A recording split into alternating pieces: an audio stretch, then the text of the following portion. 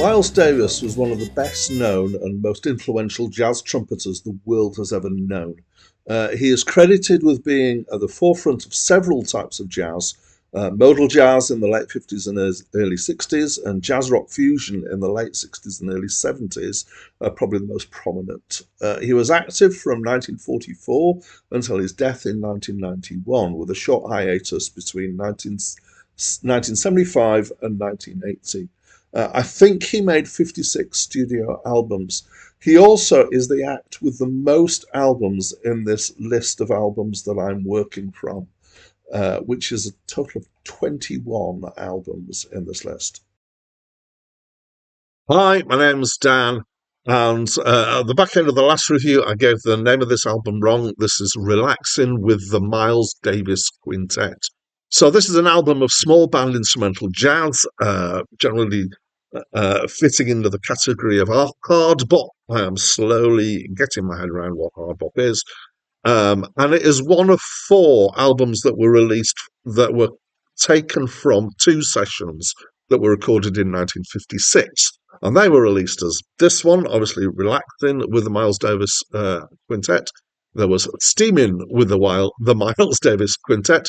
There was Working with the Miles Davis Quintet. And there was Cooking with the Miles Davis Quintet. And these 4 were released over a period of about 4 or 5 years, as far as I can work out.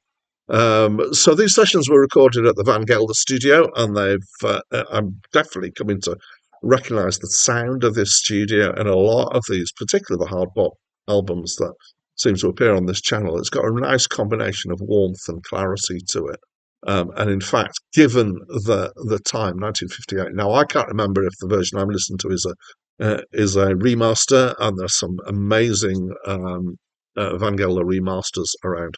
It may well be, but even on the originals, when I know I've not been listening to a remaster, the clarity for the time in the 50s was just exemplary. It was very good. So we've got here Miles Davis on trumpet. We've got John Coltrane on tenor sax, who a lot of people have heard of. We've got 3 people whose names I didn't know on the other instruments. So we've got Red Garland on piano, Paul Chambers on bass, and Philly Joe Jones on drums.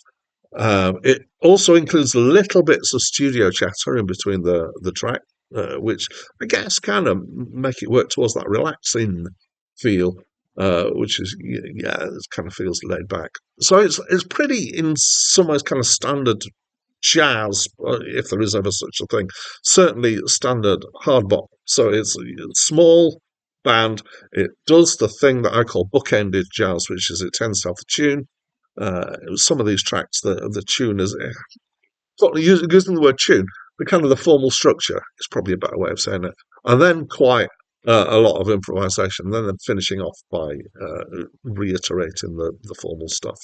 And one of the other things that I think categorises hard bop is it's quite free from the chords, but the chords are still there, or the kind of the structure is still there going behind it. So what I didn't explain in there is that, and I have been involved in jazz in the past, is that you get the tune played and you've got a series of chords that go underneath it, and then you just get those series of chords repeated over and over again with different improvisation going on top. So that's what's going on here. But the chords here are implied rather than played. So my impression of hard bop is generally that it's quite free, but it's not unstructured in the way that free jazz is, or that free jazz tries to be.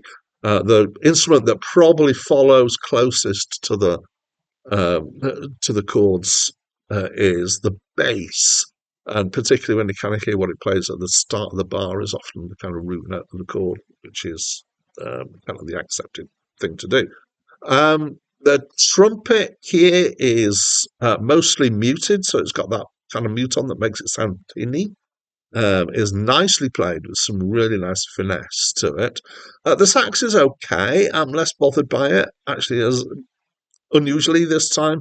Both listens through happened before I actually did any reading on it, so I didn't know it was John Coltrane until after I'd listened both times. And I was, on both listens, I was kind of, yeah, the sax is okay, but I wasn't as impressed as I was with the trumpet. Um, but I was impressed with the way that the saxophonist, therefore John Coltrane, is quite happy to be quiet and to kind of just do a bit and then stand back and not do anything for quite long periods of time. I really liked the piano. There's some really nice piano playing. He rarely takes a lead, but it's got a nice feel when he does, and when he doesn't, there's some really nice supporting stuff on the piano. And there's at some point some really excellent bass playing, I would say. And there's one track where the drums drops out every now and again, and it relies on the bass for the rhythm rather than the drums. And that was nice. I enjoyed that. Not that I don't like the drums, but I like that changing feel that it had. So made a commitment a little while back that when I review jazz albums, I'm going to think about how they make me feel rather than get lost in the technicalities of what's going on. So let's have a go at that. So, how do I feel about this album? I enjoyed it. I enjoyed it quite a lot, actually. I appreciate the feel and the skill here. I especially like, as I've said, the trumpet and the piano. It's got a really intimate feel to it. I kind of felt like I was being drawn into the room with them. And I think that the addition of the little bits of studio chatter kind of helped with that.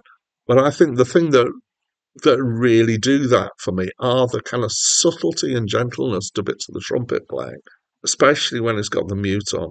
And similar with the piano, and it's not kind of all hands all over on the piano. There's bits where it's just doing a couple of little notes and stuff, and I'm really appreciated the kind of take back's the wrong word. Kind of minimalist isn't the right word. I don't know, but the kind of uh, um, yeah, they're not going full on and just kind of supporting it in the feel. So I enjoyed it. It's inside my comfort zone as jazz goes.